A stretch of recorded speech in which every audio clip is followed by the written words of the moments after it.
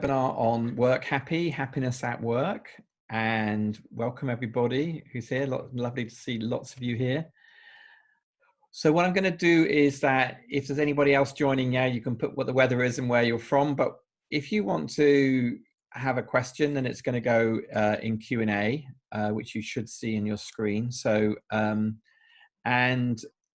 show you now talk about who I am, and then I'll go through what the agenda is and share where the Q&A is. But if you could not use the chat for Q&A, but use the Q&A button, Q&A panel, or however it works there, that would be great. So this is me. I'm Nick Marks. Hi, everybody. I am a statistician by trade, which is a lot of syllables, and also I do a lot of numbers. When I was at school, I was a mathematician. I was that geeky one. And I went to university to read mathematics really without much thought. At my school, I was the best at maths. And so they just said, right, you go to Cambridge to read mathematics. I actually hated mathematics at Cambridge because it was very, very pure. And I found out that I was an applied statistician. And I've been a statistician all of my career, really, except that I have done other things on the side. So I trained as a psychotherapist when I was young, and that's mainly because my mother was a therapist. She was a family therapist, and I kind of liked my mother. I still do like my mother, and I liked her way of being, and so I wanted to find out about that world. And I really took quite a view, like perhaps Aristotle would say, that you should know thyself, you should know yourself in the world. And so that whole psychotherapy angle has very much informed my statistical work, which might sound strange, but I'll explain a little bit as we go along. I worked as a statistician. I worked as an organizational change consultant in the 90s as well. But then in about 2000, I started to work in the government policy arena in London. And I advised the Blair and the Cameron governments there on how you measure well-being.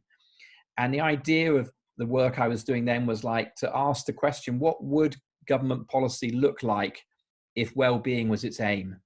Which sounds a very simple question, but it's quite amazing how it was quite difficult sometimes for policymakers to answer that. They might be able to answer about why they deliver this education policy or why they deliver this economic one, but they didn't really know what the impact on people's experience of life was. And really that's me in the way that the therapy and the stats informs each other. I was very interested in what people's experience was. That's what therapy is about. It's about how do people improve their lives, their experience of life. And I wanted to make my statistics about that too. I guess I was fortunate, or I was ahead of the curve, or, and the work we did became very popular and somewhat unexpectedly. I worked in a think tank that mainly did work on climate change and social justice issues. And I was the crazy guy with slightly long hair in the corner who started talking about happiness and well-being. And they didn't quite know what to make of me, except that when my work became influential, they sort of thought, oh, maybe that's interesting. And I ultimately had a TED talk about my work, or our work, because I now had a team. And I think it's about 2.3 million times it's now been watched, but it keeps on ticking over. And considering it's really about alternatives to GDP, which is not the most exciting topic, I think it's pretty good that it's done that well. After that, I started to think about what I wanted to do next. I had slightly become frustrated with the policy world. It's quite slow moving, if any of you worked in that arena. And so I decided I was going to do stuff on work and business. And I now have my own business called Friday Pulse. We launched the product platform late last year, and we're in the process of starting to market it before COVID hit. And I'll talk to you about how that works a little bit later, and also what we're doing on that. So that's really just an introduction to me and who I am. The next slide really is about what I'm going to talk about now and how I'm going to structure this hour. So we called it Work Happy. It's about feeling good at work. I want to make the case that if you feel good, everything goes better. It's better for you. It's better for your team. It's better for the organization. In fact, you could make a case it's better for society, because we're likely to tackle the challenges society faces. We're also, people that are happy at work are much less pressure on health systems and all sorts of things. So there's really win-win-wins all the way down. But to get to that, we have to really understand what feelings are. And I'm going to put to you really my favorite understanding about how feelings work. And it draws on the work of a neuroscientist called Antonio Damasio. And he takes a very evolutionary perspective to that. So I'm going to talk about what negative emotions are and what positive ones are. Then I'm going to talk about how happiness can be considered a good bad signal. For me as a statistician, this is very interesting because we can create a good measure of a good bad signal. And then once we have that data on what happiness at work is, we can start looking about how does that relate to other variables. And of course, I'm interested in predicting successful outcomes for you individually, yes, but for your team, for your organization. So we can look at data on staff retention, i.e. people being loyal to their companies, productivity. I'm going to even put some data about share price and some ideas about innovation and creativity. So I'm going to hopefully persuade you that working happy is good for everybody, but then you really need to know how to do that. So the ideas around what are the ways to be happy at work, and then also some recent challenges, particularly around COVID and remote working. And then we'll have a Q&A, and I just love it if people throw any questions, at me about happiness, about my previous work, about governments, about businesses, whatever you want to do. In the Q&A, as I understand it, there's an up button for voting up other people's questions. So if you could do that, if you like someone else's question, vote it up, then I can deal with those first.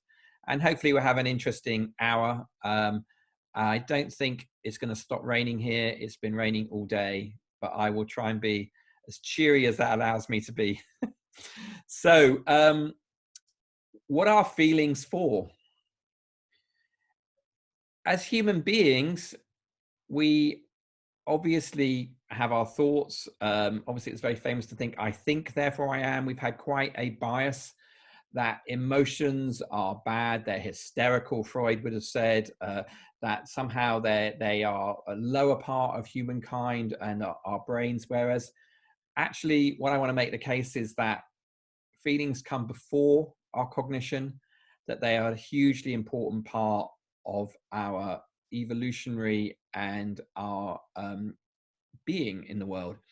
You can think of a character like Spock in Star Trek's Dr. Spock. He was considered he was only half human, and he was supposed to be hyper rational. And he, part of the play in all the Star Trek series is that Spock becomes more sensitive and emotional. Us humans are very sensitive, emotional creatures. We don't leave them behind at work. They're the way that we evaluate whether our lives are going well. And they're very, very important part of being human. If you don't really have strong emotions, you're really into the range of being a psychopath, or perhaps you're dead. You haven't got feelings, So it's a very, very important part of who we are. So they're highly functional, and I mean functional, they help us as an organism, as a species, survive and thrive. And Antonio Damasio, as I talked about, he's a neuroscientist. He's written several books over the last 20 years, one called The Feeling of What Happens, where he's trying to articulate from a neuroscientist perspective what emotion and feeling is. He wrote another one called Self Comes to Mind, which is about how does our sense of self arrive. And his most recent one is a slightly strangely titled book called The Strange Order of Things. But what he is arguing is that emotions come before cognition, like evolutionary history. And effectively that emotions and feelings are built on a stimulus response mechanism for the organism, that if we sense something, it's telling us whether it's good or bad. And he puts out this idea that emotions have three main functions, that they help us monitor our environment. Is this a safe place for us? Is it a good place for us? Should we stay or should we go? If you want to quote the Clash, but so what's going on? We feel this monitor, and any time we meet somebody new, we get into a very ancient friend or foe, we would say in English. Are they someone we want to spend more time with, less time with? So we very quickly come to those felt appraisals of what's going on. Disgust is an emotion which tells us immediately something isn't good. If we taste something that tastes bad, we spit it out. Very, very quickly, from monitoring to motivating the action. So the action becomes spit out. So the monitoring is telling us what's going on. So we're quite sensitive. The motivate is what energy, what action does it bring into the place? And then once we take the behavior, There's an adjust part of it, which helps us basically, it's linked to the monitor, but it's helping checking how our behaviors are doing in the environments we find ourselves in. So these three features of it are highly, highly functional, and they're slightly different and they have different functions. And we also, when I get to a statistical point of view, I will make a claim that I can measure the monitor part better than the motivate part. The adjust part is similar again to the monitor part. So I can measure whether things are going well or less well. The nuances of what behaviors it motivates is much harder to measure, but that becomes more in the realm of process and how we do it. And I'll talk more about that. So there are lots of theories about emotions. There's particularly one which got a lot of respect in the late 60s, early 70s about what's called universal or primary emotions. And it hasn't turned out with the advances of neuroscience to be precisely correct, but it is useful. So the idea is that actually as humans, we can recognize emotions on people's faces, and we can, and they're universal across all cultures. So emotions like anger, fear, sadness, so-called negative emotions, everyone can recognize those. Every culture has words for them, and we have different facial expressions for them. So in my little icons, you can obviously see which one's happy, you can see which one's sad, you can see anger top left, and fear at the bottom, which looks a bit like surprise as well. And these are all functional. So anger and fear is part of the fight and flight mechanism, that if you're angry, someone's overstepped a mark, something you're not happy with going on around you, and you get angry and you respond to that. You can, in our evolutionary history, we could be violent, but obviously now we try and use non-violent ways to express our anger. We try and rationalize it. We try and make logical arguments perhaps to deal with it, but the emotion is still there. Fear, 3 months ago, was probably the most dominant emotion on the planet. The sort of cousin of fear is anxiety, which is more pervasive, but it's actually helping us to avoid threats. So we all quite naturally and functionally became frightened of COVID-19, and we've been taking evasive action around that. So some of that has been an action of run away, which is that we've stayed at home. Freeze is sort of is a functional response, which is, hope we're not noticed. Well, in the sense, by staying at home, not going out, we're doing some freezing. There's also another response, which is collective, which is gather together, which has been awful lot going on around as well. So you can see all of those. But positive emotions, such as happiness, have not really been so well understood from an evolutionary perspective. It's been a sense, it's been like, if you're happy, carry on. But what do we mean about it? Oh, sorry, I forgot I put this slide in. This is just to say that Pixar's movie Inside Out, if you ever saw it, was very much using this theory of primary emotions to make the case about why the young girl, whose name I've now just forgotten, what was going on in her, that she had these emotions inside her. And they talked about joy, anger, disgust, and fear. And actually, Paul Ekman was an advisor who was an advisor to the film. So that's why they got some of the science really quite good in it. And if you haven't seen the film, it's great fun. So what is happiness? And what I would say about happiness is really, it is a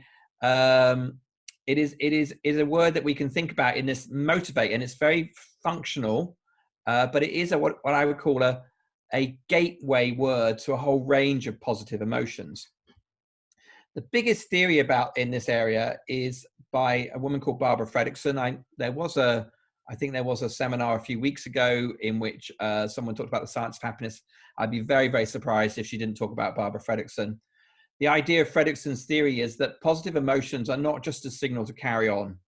They actually help us have a broader range of thoughts, that when we're positive, when we feel good, we can see the bigger picture.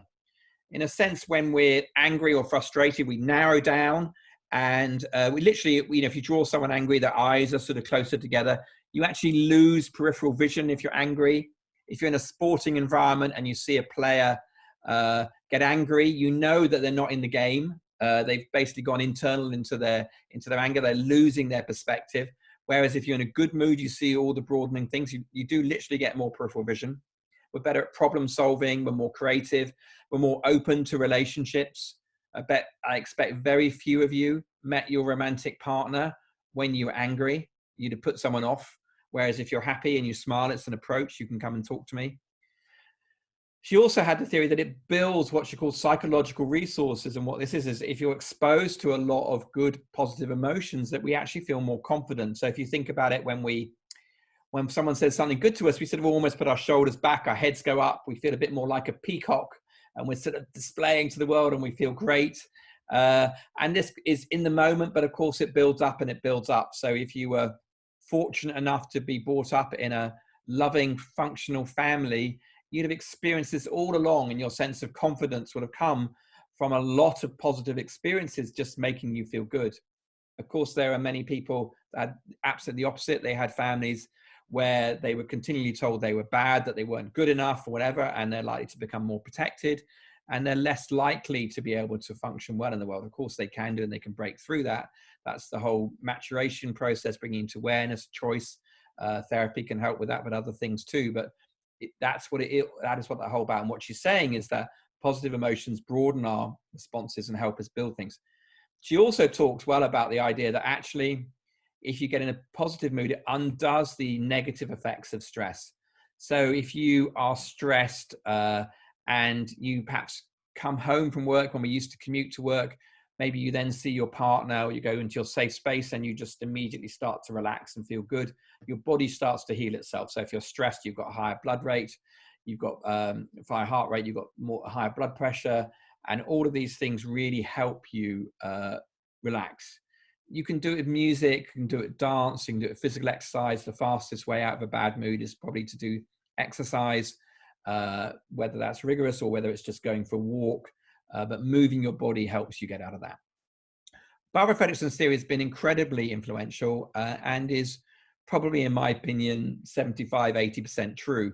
There are certain instances where positive emotions behave slightly differently. So this idea that actually we use the word happiness to be sort of a catch-all word for all sorts of positive emotions. So if I ask people, and I have done this, what does happiness mean to you? Some people will say to me, it means contentment. And other people will say to me, it means joy or enthusiasm. But they're very different. You know, contentment is very different than joy. And the word we use very broadly in the English language. And I think this can sometimes lead to a confusion. But it's also an opportunity, because it actually allows us to have a conversation about what happiness means to you and what it doesn't mean to you.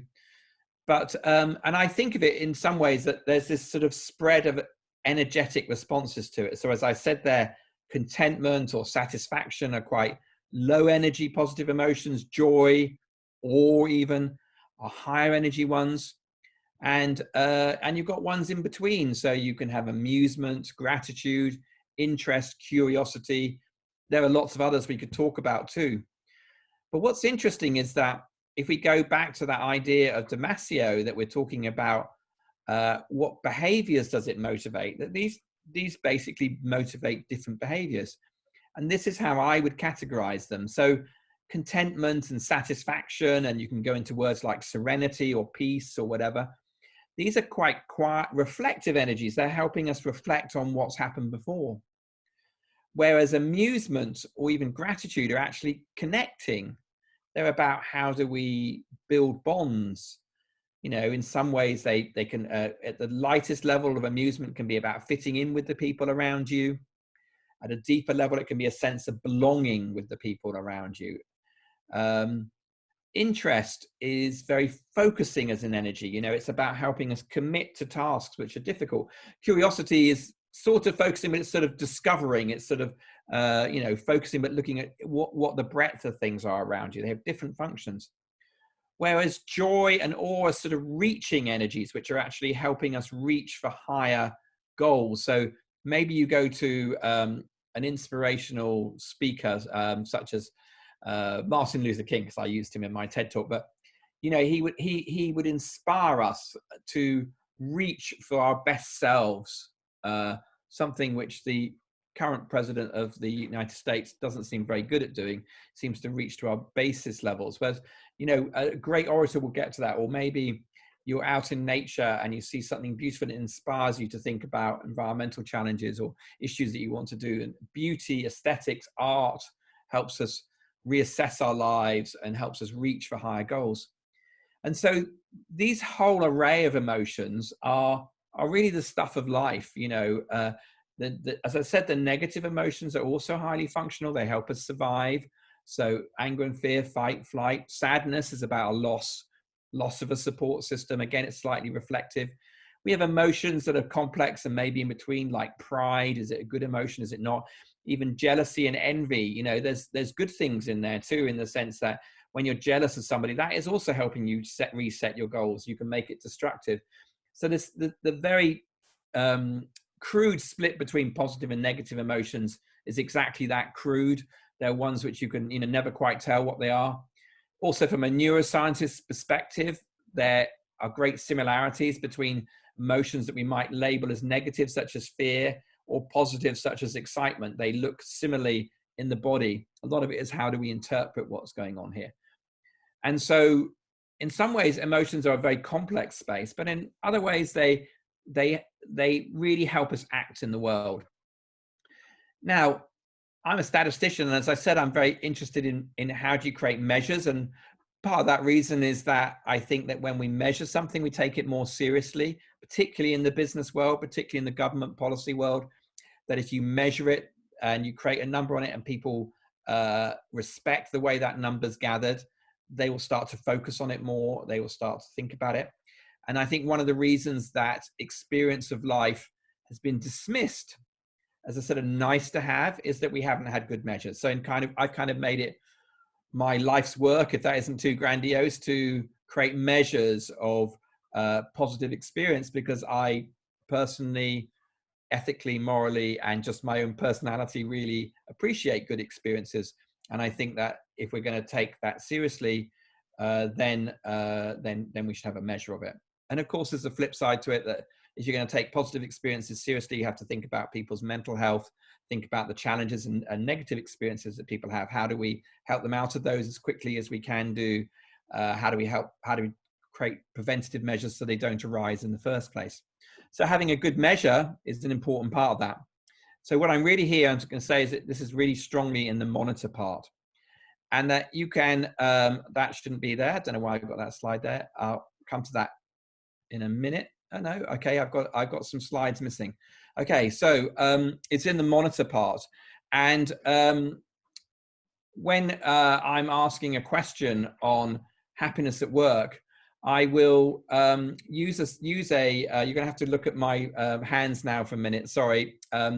I will use a question which is basically going from, you know, how unhappy to how happy you are, and ask you in a 5-point scale. And what I do with that data is that I will basically say that you can tell me, particularly if I ask you a time scale and say, how happy were you at work this week? And I do something which is called episodal measurement. So there are different ways that we can, as statisticians, approach measurement. There's something called experience sampling, which is that I bleep you randomly and I ask you, how are you feeling right now? And that gives me good data, but it's very annoying for you because I'm interrupting your experience all the time. Another thing is I can ask you, how's your life going overall? You know, how happy are you overall? And you can give me an answer to that, but in that is partly your overall life and it's partly what's happening today. So my strong decision as a statistician or my strong preference, because I don't always have a choice about what data I've got, is to try and gather data, which is what's called an episode, which is to say, how happy were you at work? Now I'm going to say this week. And that allows you to have good weeks and bad weeks. Doesn't mean to say your work is always good. And actually, I would say that's functional, because you obviously, negative emotions are functional in a sense. If you have a bad week, I want to know about it. And I can take that data and I can plot it through time. And what I wanted to show you here is, this is what has happened with our data across our clients, because we have lots of clients at Friday Pulse since COVID has hit. So I hope you can see my cursor here. End of last year, We're moving along. There are seasonal effects. Actually, the summer is higher over here. And the average pre-COVID was really pretty much 70 at 69.6. You have a typical holiday break. Actually, we've got lower response rates over the Christmas holidays, but there is a peak there. And you're coming back, normal range. And then COVID hits. And right the way across all of our clients, we had this big dip. Now, this is a very familiar shape of curve we find at people when we look at organizations as a whole, but it's the same in our own lives, which is that we get a challenge, we dip down, and we recover, or we don't, obviously. And what's happened with COVID is you can see is that for quite a long period, people were had some recovery, but they were quite a bit lower. At the moment, we're still actually lower than we were. You know, it doesn't look too bad compared to there, but average has always been here. So we're still quite a bit below the long-term average. And I think that what's going on, these are people who are at work. So it doesn't capture people that have been made unemployed or furloughed. They're businesses that are still functioning. We certainly had some clients that just disappeared the first few weeks here and shut down. But people have been trying to get back to normal. But you have a big variety of experiences across people. Some people are maybe at home with young children. That's very difficult. Some people have always worked from home and are quite happy. Maybe even like lockdown because they've just sort of haven't had to commute. So there's a big variety of experiences going on there. But what I just really wanted to show you was that if you have this data, you can see this time trend. And we see this within organizations typically. Of course, organizations have their own setbacks. You know, they have their own crisis for investment reasons, or that their market's changed, or they haven't got good product market fit, or something's gone on, or a team has a particular challenge. So we see this shape of curve quite regularly, but I've never seen it across all of our clients at the same time. And I don't suppose we'll ever see it again because it was such a huge global shock. But what I want to say really is that I want to make the case is that happiness benefits everybody. It benefits individuals in that all of you, I'm sure, in the scheme of things, would rather be happy at work than not happy at work. We don't necessarily go to work for our greatest source of happiness, but we don't want to go and be miserable. Organizations, it helps them build a positive, productive culture. And we place a lot of emphasis on teams because I think teams are the power of change in organizations. But teams that are happier have less conflict, they're much more creative, they're much more collaborative, and they're more fun to work in. And what I want to do is to show you data on this. I'm a data guy, and I want to show you how happiness leads to success. So I'm going to show you some quick data on staff retention, productivity, share value, and creativity. And this is really my business case for why happiness at work is seriously. So if any of you are team leaders or senior leaders in organizations, or you're investors in companies, then really you should be taking this data quite seriously. So staff turnover, this is really not surprising, but people who are unhappy are more likely to leave. This data is very quick. So this is actually unhappiness or happiness in quarter 1, and whether they leave or not in quarter 2, so the next 3 months. And we can see that, of course, there's always some staff turnover, but that the ones who are unhappy are twice as likely to leave, or twice as likely to stay, however you want to present it. And in organizations, that can mean quite a lot of money. At the moment, retention, I don't think, is the biggest challenge facing organizations, but it's very clean data and shows it well. We can also look at happiness and positive experience at work and its relation to financial success. This is a huge study. It's not our study. It's the sources at the bottom. But they were looking at, the researchers were looking at finances at the beginning of a year and happiness at the end, and also the other way around, happiness and finances. And what they showed was that if teams were successful at time 1, they were more likely to be happy at time 2 than those that weren't. This is our traditional orthodox model that if you work hard, you will be happy. It's a message that we've been told all through our lives. And there is some truth in it, that the more successful teams are happier and will be happier in the future. However, there is a relationship the other way, and it's twice as strong, which is that the happier teams are more financially successful 6 months, 12 months later. And there's something we create called correlation coefficients, which is looking at the relationship between this. There's actually cross correlation coefficients. It's done something called structural equation modeling, if you know your stats. And what it's showing is that there is a completely new business model here, which is that to say that you should think about the happiness of your teams, because that's more likely to create success. Obviously, the happiness of teams is not the only driver of success. If you've got happy teams with no strategy, you've just got people mucking around having fun, where you still need the strategy. You still need all those other things. But if, all those other things being equal, if you've got happier teams, they're going to do better. This is on share prices. This is actually from Glassdoor data. And what they're looking at here is that the organizations that have the best Glassdoor scores compared to the organizations that have normal ones. This is a graph of the S&P 500, which is a US share price indicator.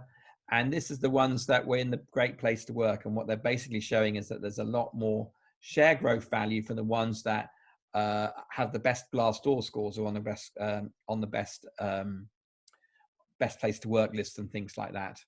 There's actually a better piece of research, but it's earlier. It's from the earlier 2000 by a guy called Alex Edmonds. Grow the Pie is his latest book on it. But he shows and really looks very carefully at the different sectors and how they all are, that he will say that an organization that's got a great culture as opposed to an okay one will have 2 to 3% extra share price growth a year. That might not sound much, but Warren Buffett would be very happy with those extra returns because they compound up. So there's a lot of good research on that. And so if you're an investor, you should look at companies that are on the good place to work list, or you should look at investing in companies that have a good culture. I now want to talk about creativity, and it's difficult to measure creativity, but there are lots of experiments which start showing that creativity is very related to people's positive mood. There's a classic experiment which any of you did psychology at university may have seen. It's called the Dunker Candle experiment. And people are given some matches, some tacks, drawing pins, and a candle. And they're asked to do the creative problem solving, which is to take the candle and attach it to the wall in such a way that the wax doesn't drip on the floor. It's a lateral thinking problem. Once you know the answer, it's very easy. What you have to do is you have to notice that there's a box as well as the tacks.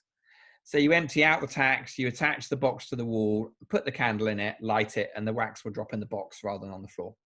Once you know, it's easy. But what they did was they put people into a series of moods. They had a control group they did nothing with. 13% of them solved the problem in 5 minutes. They put some of the group into a negative mood beforehand, and they do that by playing them discordant music, showing them a video of, you know, cats being hurt or something, or because the good group, they're going to show cats playing, or a baby crying is another classic example. And what they did was they put them in a bad mood. 20% of them solved it. Now that's interesting. If you put people into an agitated, negative mood, they get a bit better at problem solving. If they put them in a positive mood, though, 75% of people solve the problem. I think the first one, the negative mood one, is why management by fear works a bit. Second one is why you're a much smarter leader if you lead with positivity. And if you, doesn't mean to say you be inauthentic. You don't have to be overly positive or inauthentically positive or just, you know, smile at people. You still need to use your brain. But if you're helping people create good jobs for themselves, you're going to get more creativity and collaboration, which of course we need. These were the ones about measuring. I don't know why my slides are out of order. I'm very sorry about that, but that was the scale I was looking for earlier when I put my fingers up. Unhappy to very happy. Okay, I'm putting it up again because I want to now talk about what is the impact of improving the happiness of teams. So if you look at this scale, if you can move a team from a 3.5 or average to a 4, then you're going to have some benefits. What's the size of those benefits? Well, by my estimations, what they are is you'll get a 7.5% increase in productivity. You'll get a 17.5% fall in staff turnover. You'll have lower sickness absence. You'll also have higher creativity and innovation. If you add that all up, then for a 200-person organization, it's about $1 million a year. $1 million a year, every year, you'll get from that sort of change, from going from a high okay to a happy organization team. If you want to work that out for your own organization, then you can follow that URL at the bottom. It's on a preview site at the moment, preview.fridaypulse.com calculator. You can put in your own organization size, and you can also play with some other stats about whether you're highly creative, whether you're remote, whether you're customer facing, and it will adjust the stats for you. But the return on investment is very, very large. And part of that is our case for persuading people why they should invest in a happiness program. And what we estimate is that nearly everyone that we see gets about a 5 times return on investment within 1 year, which in most organizations would be a very good deal. So happiness is good. It's good for employees. It's good for teams. It's good for the organization. But, we need to know how to become happier. What are the big things you need to do? And what we've basically developed is 5 ways to happiness at work, and 5 positive actions that team leaders and organizations can take. So the first one is to connect, which is our relationships are the most important thing for our happiness at work. So we always need to be aware of collaboration, of friendships at work, a sense of belonging. Laughter is to be welcome, sometimes, not all of the time, but to be welcome, because relationships are so important. The next one is to be fair, which is that if people are treated fairly, with respect, their work-life balance is respected, then they will do better. If their attention is on the fact that they feel they're unfairly paid, or they feel they're being discriminated against, they're never going to get into the space of happiness at work, and they're never going to give you their best work. The third one is to feel empowered.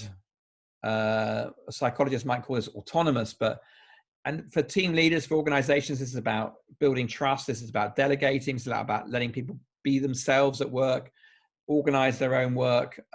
Too often team leaders think themselves are going to do a better job than their team, so they don't delegate well enough. They control things too much. But if you empower people, one, they learn, which is actually part of the next one, challenge, that they enjoy their work, and that they will deliver better work. And challenge is the same thing. It's a particular thing with challenge, which is if you overstretch and over challenge people, set unrealistic expectations, then people will get too stressed. If you don't challenge them enough, they get too apathetic and bored. Very much actually with all of these variables, it's about optimization.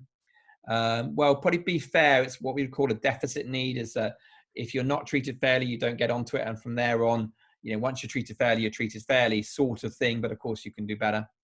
But challenge is particularly open to this optimization issue. And the fifth one is to inspire, which is a sense of meaning, purpose, that reaching energy I was talking about, being part of a bigger picture. Now, if you look at your own work and you think about connect, be fair, empower, challenge, inspire, if you're not particularly happy at work, I would think that 1 or 2 of these is probably not working for you. And when you've had your best work, all of these will be ticking for you. And if you're thinking about changing roles, don't just think about the money. Think about all of these factors, because you spend a lot of time at work and you want to be having a good experience. We developed a questionnaire which basically creates measures of these in order to help direct organizations to what they do. You can see the 15 questions that we answer there, and it's all part of our product. And the reason is that there are some things which are very short term, so that weekly measure is telling you what you experience now. These are more longer term, bigger issues that we look at just once a quarter in our product. And in a sense, what I try and do, and this is in a way, this is actually a big lesson I learned from therapy, from psychotherapy, is that everything is about a learning process. That if you're going to counseling or therapy, you're trying to learn more about yourself. My therapist used to say to me when I was training, Nick, therapist only does 3 things. They listen to their clients, they reflect back what they hear, and then they help them make better actions in the world. In a sense, my statistics is exactly the same. We measure, which is like listening, it's giving employees voice. We discuss those things, which is about the reflective process, and then we act together into doing it. And all of those are looping. And the team weekly measure is what I call a feeling fast feedback loop. I basically taken the words of the great Daniel Kahneman, who wrote a great book called Thinking Fast, Thinking Slow, changed it to Feeling Fast, which is about this one, and then Thinking Slow is the one based on the culture profile. It's the same feedback loop, it's just at a slower pace. There's more reflective analysis, there's more planning when you're looking at culture across a whole organization, and there's a slower way of acting, changing processes, policies in an organization to help doing that. But they're both learning feedback loops, they're operating at different things. And if you really want an organization to tick, then you need to get these to interact together.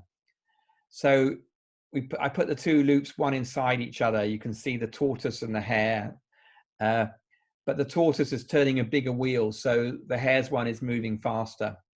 Now, if you're a team and you don't feel the organization is moving with you, then you're turning your wheel, but you're going up the inside of this bigger wheel, and you always feel you're going uphill, it's sticky, you're not getting where you want to. If you're an organization, you're moving, the teams aren't with you, the teams get thrown around inside this ball, and it feels very discombobulating, it feels very disconcerting. No one feels very safe and on the ground.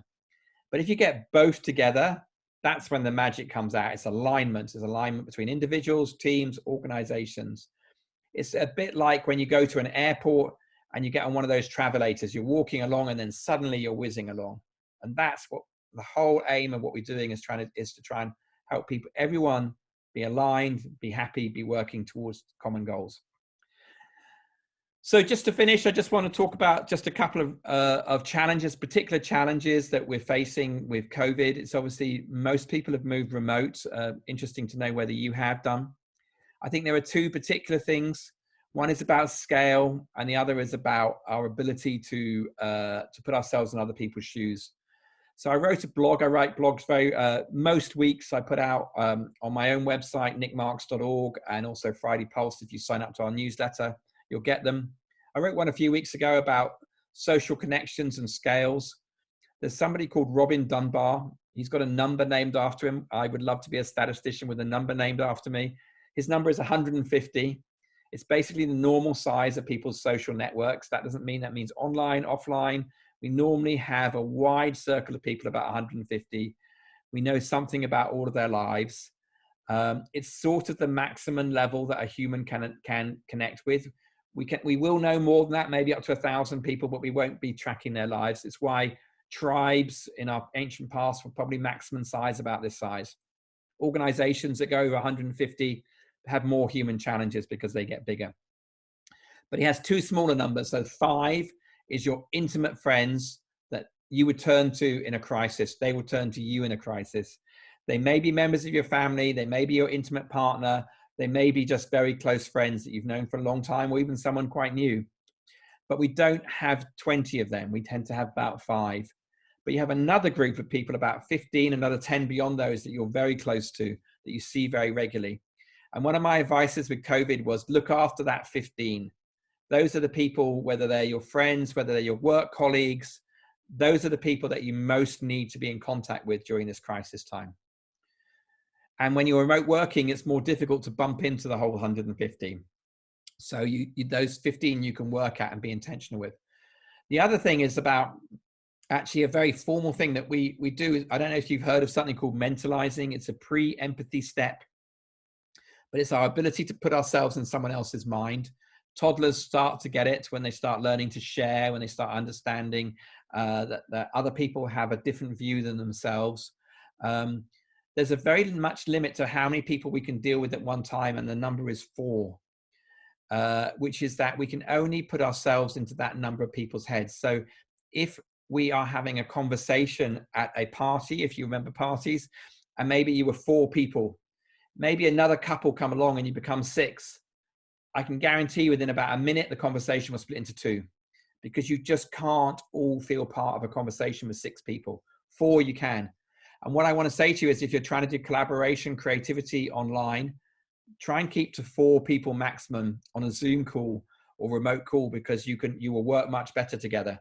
If you want to do it with more people, split people into 4 groups of 4, go away, think about it, come back as a group of 16, but you won't have a good brainstorm with more than 4 people on a Zoom challenge. There are lots of other things, and I've written about it, but I'm acutely aware of time. and I want to allow time for Q&A. I'll skip this bit, but just to say that we do put out tips every day based on the 5 ways to happiness at work. We produce these cards, we put them out on Twitter and LinkedIn, and I will show you where you can see them, but they're always tips going out about what you can do. I just want to finish that at Friday Pulse. You know, I obviously blog on my own name and I blog with Friday, but we are here to help. And during COVID, we are offering free access to our platform for any organization up to 1,000 people. Over 50 and 1,000, we're a tool that works better when there's a few teams on it. It doesn't really work so well for one team. But if you're interested in that for your organization, I know people are, then the person to contact is there, but you can go to our website too and find out all about that. So just to finish, this is my, and I'll leave this up here. This is my email, nick@fridaypulse.com, if you want to know about anything. We tweet under @FridayMatters, and our website is fridaypulse.com. So I'm hoping that I'm going to be able to, let's just go back there. Sorry. I'm hoping I'm going to be able to go to the Q&A and see some things there. Where am I? There we are, Q&A. And I can see some questions. And keep writing these in and I will answer them. So I'm just reading them from the top at the moment. What was the name of the movie? It's called Inside Out. It's a kid's movie, but it's also, like Pixar are so brilliant. It's a movie for adults too. Women are sometimes considered more emotional than men. In some jobs, it's not cool to be emotional. Trading room, airplane cockpit. Would you like to comment? Is there a gender difference? There's definitely differences between people about how we express emotions, and there's this sort of very old idea, which I think is very misogynist, that that women are driven by their emotions more than men. The whole maturation process is about what some psychologists will call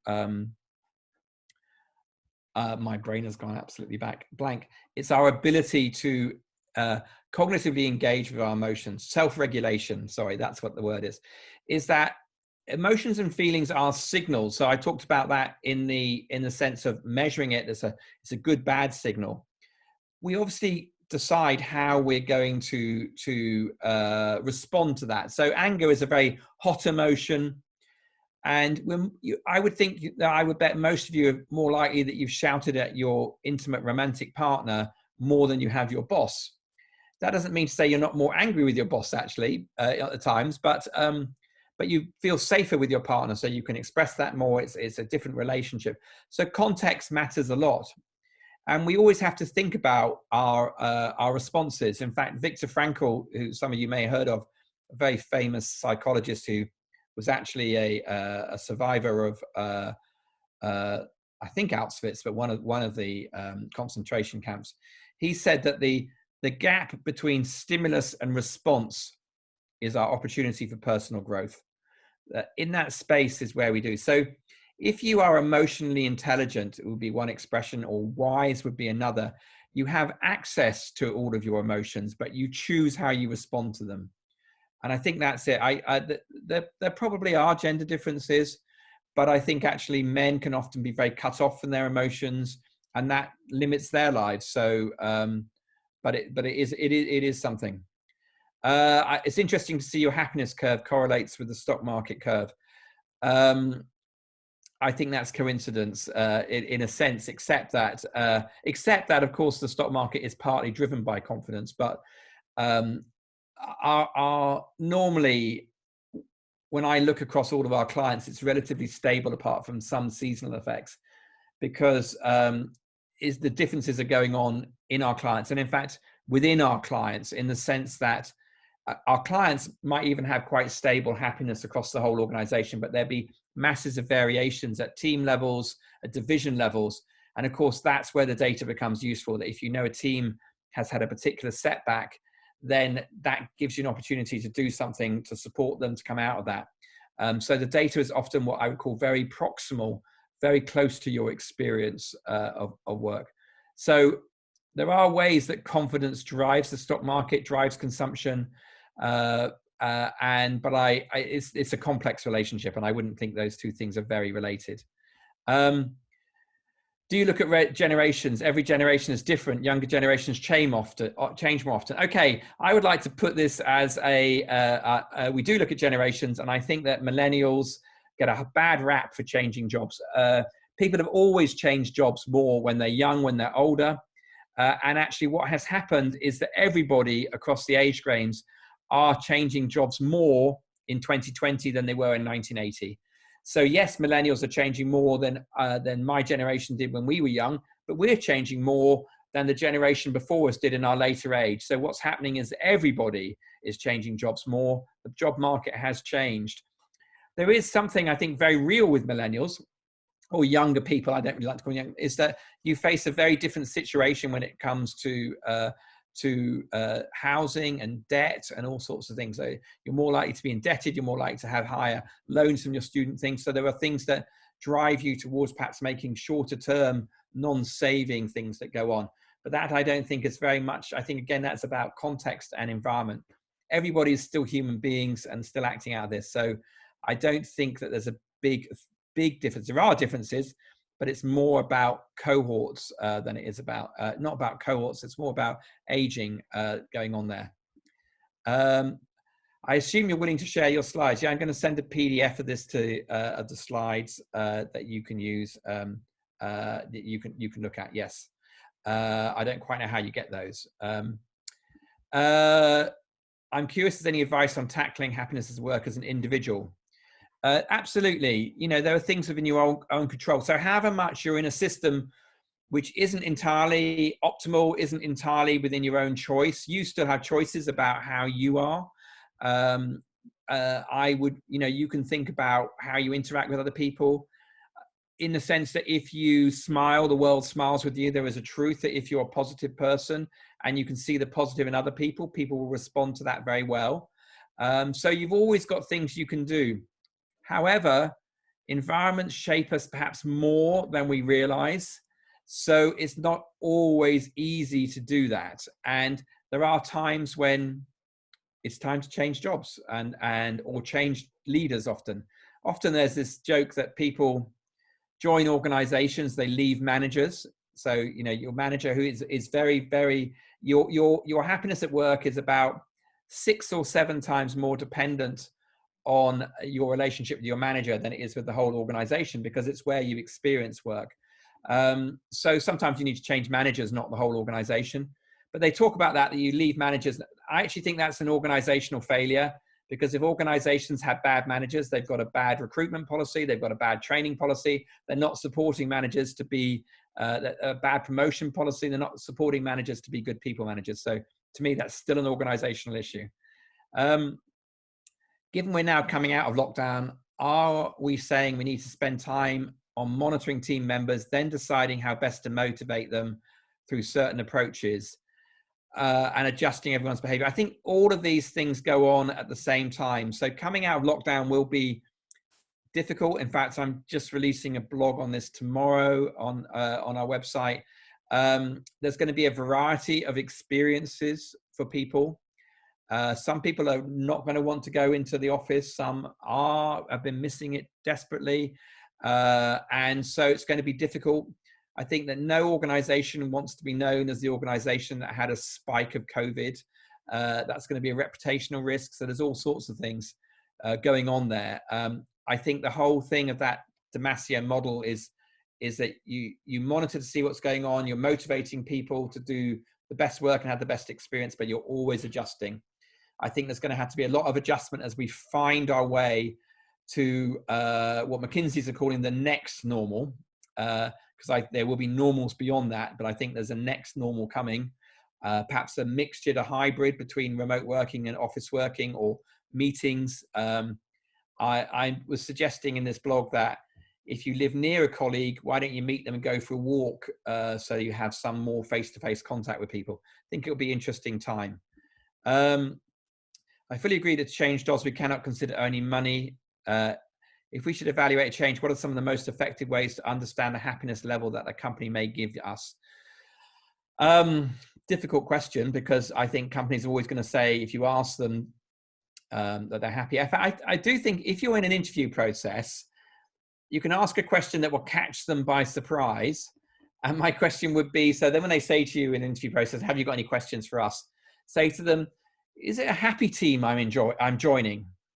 And you'll notice, because they'll tell you that it is, but you notice whether they hesitate, whether they look at each other sheepishly, whether they whatever, because they will probably know they often be recruiting into an unhappy team because they know it's difficult or whatever, or they know it's very pressure. But I would ask them that question, and I'd ask them, how do they know? And I think that organizations that are well run will give you a very good answer to that, and ones that aren't won't do. As always, go and meet the team, sit down and work with them. When you start a job, you can always leave after a week. I know that's disruptive, but it is possible. But be careful and value your happiness a lot. Relationships, health, finances, career, lifestyle, personal growth. What do you think? Which of these 6 points have the most impact on our happiness? Relationships. Well, health, if you haven't got it, but relationships are the absolute cornerstone of people's happiness. Different people are growth orientated. I'm very growth orientated. Not everybody is. People can be happy. They can be happy without personal growth. They're probably slightly less flexible, but if they don't, they probably might not deal with the crisis quite as well. But you can see people are quite happy and they're not interested in that world. Finances is very much like once you get to a certain level, doesn't make such a big difference. Career, I would say, is relationships and finances. I mean, lifestyle is all your choices, so that is very important, but it's relationships which are the biggest driver there. Statistically, that's always the answer. They're all important. How does politics affect happiness?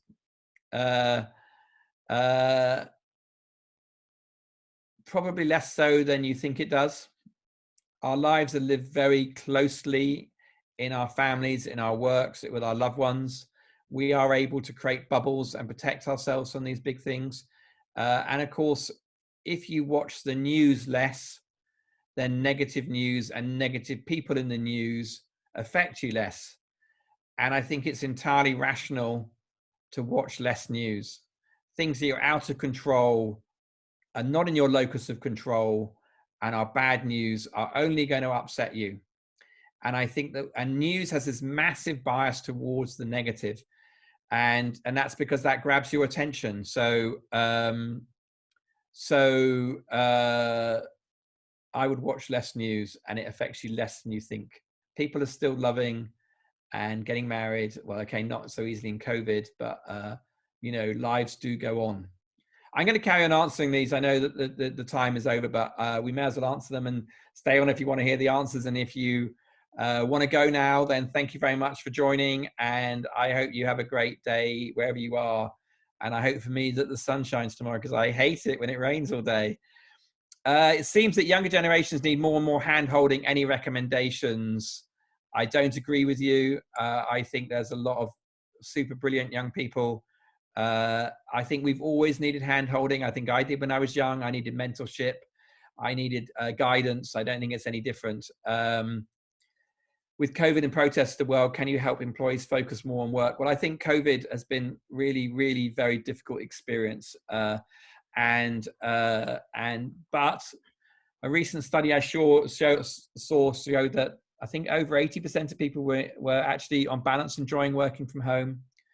45% actually thought it made them more productive. They got rid of the commute, some different things. But maybe 25-30% made it less productive. So there's individual variance. The protest, Black Lives Matter, is very interesting. I think I wrote a blog about this last week, and I feel this very, very strongly, that I think organizations are a beautiful opportunity for us in these persistent inequalities in the world, whether that is racism, whether that is gender balance, whether that maybe in the UK we talk about class, about people from different backgrounds.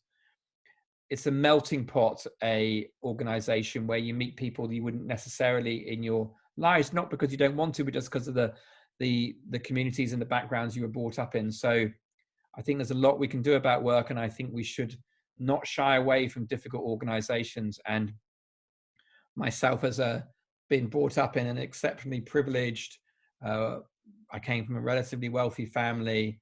I'm white. I'm male. I think people like me have to look at our biases. We have to have conversations that make us feel uncomfortable, for us all to learn together as we go forward. So, if we don't have these conversations, then how can the people of color, how can women, how can people of perhaps LGBT community, how can they feel themselves at work if they are always having to put on a persona to sort of not be true to themselves? So, or play a particular role. I think all of our colleagues who are people of color or have always had to do this, and I think it's time for us to think about it too. It's a difficult blog to write because I know I'm not from those communities, but I think it's a very, very important issue for us to face. Could you elaborate deeper about the 4-person? Okay, so when you get to bigger groups, and of course we need to have bigger Zoom calls sometimes, you get into what I call time sharing, which is that you need to really facilitate the conversations. They can't flow as easily. And what tends to happen is that, and there's data to back this up, is that if it gets too big, then people start doing tasks on the side. They start doing their email, they start doing Slack messages. They don't have their whole attention there. So you can't believe that they're present, but they're not present. They may be working, doing something else. So it's really the 4 people is very, very much, if you want to have a fluid, creative conversation, I think that is a link. So what if sometimes less talkative or just listening in? So, you know, there are introvert, extrovert things going on. But I mean, when I do it, so my team, we meet every morning. We do it slightly less than every morning. Oh, we do it every morning, but not everyone comes.